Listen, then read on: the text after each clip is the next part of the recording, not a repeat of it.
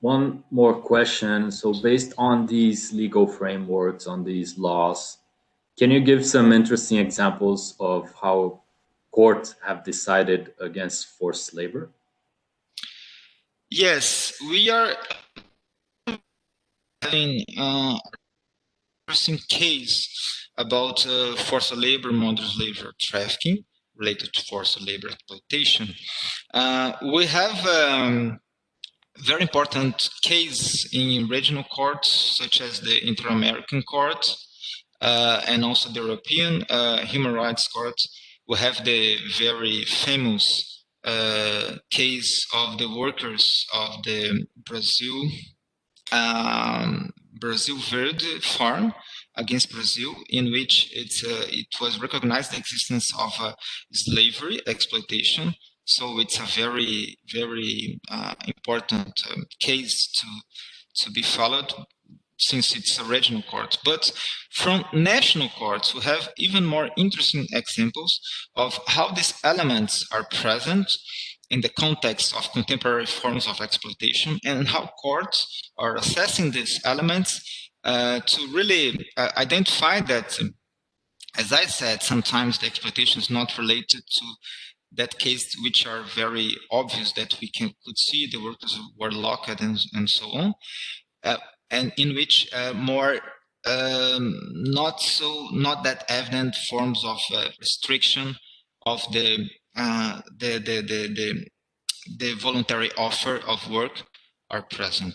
So we have, for example, a very interesting case from Argentina, in which the workers were they were not locked. They were working in agriculture, and they were allowed to go if they wish, but in practice, they were not receiving their salary regularly. They were subjected to very poor working conditions and living conditions.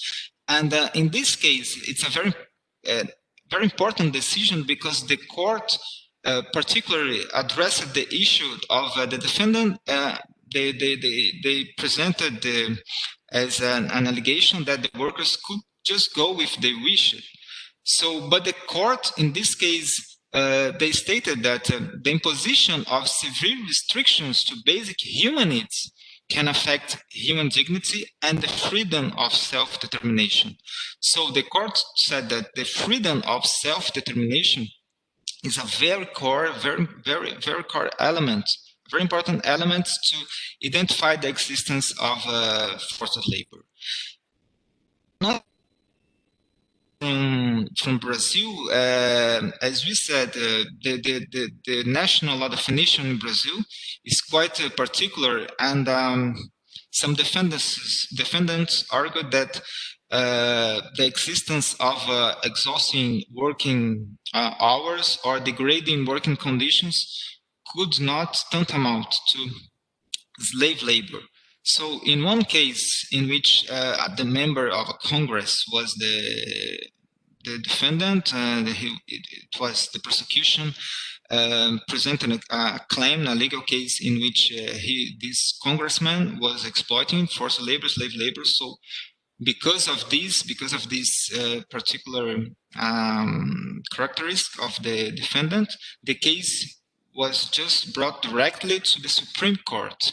And the Supreme Court stated that we could not see the definition of slave labor with the eyes of old times. And they started this very interesting grounds, mentioning the jurisprudence of the American Supreme Court, when all the issue of civil rights were brought to that Supreme Court, and the jurisprudence performing a very important role on this development. So they said that in this case, if the workers are being controlled, if the workers in practice have no effective alternative, if they are subjected to conditions in which they're not being treated as a human being, but as a thing, as an object, that could tantamount to slave labor or forced labor.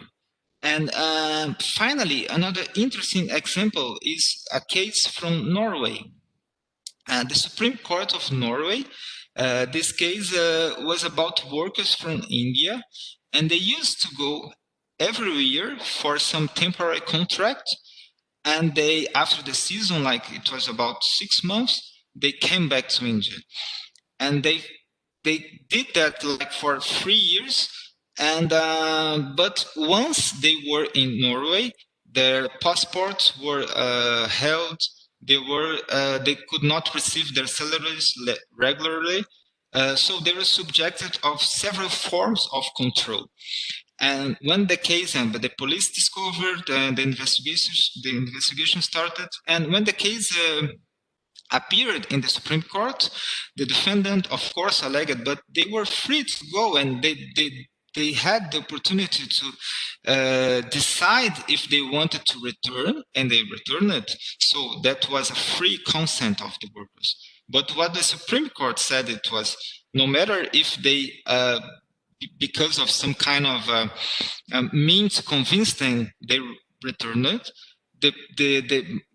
What we need to assess is when they were in Norway, they were subjected to conditions that would represent forced labor, because they could not have the freedom of self-determinate their destinies. They could not control their documents, their salaries. They would have no alternative but waiting until the end of season, and then getting their money to come back to India. So it's interesting to see the Supreme Court considering that even if this particular behavior of the worker, they were still subjected to forced labor because they were controlled. They were subjected to these conditions that represented the existence of no real free will to perform the work, because once you have no effective alternative, it's not possible to really offer your consent to that work relation. So these are just some examples from different parts of the world, how courts are really addressing contemporary forms of exploitation in line with to really identify case and being providing important response according to what national laws present as definition. So it's important to see this work happening, and of course that's much more to do, but it's important to see that courts are addressing these contemporary forms of exploitation.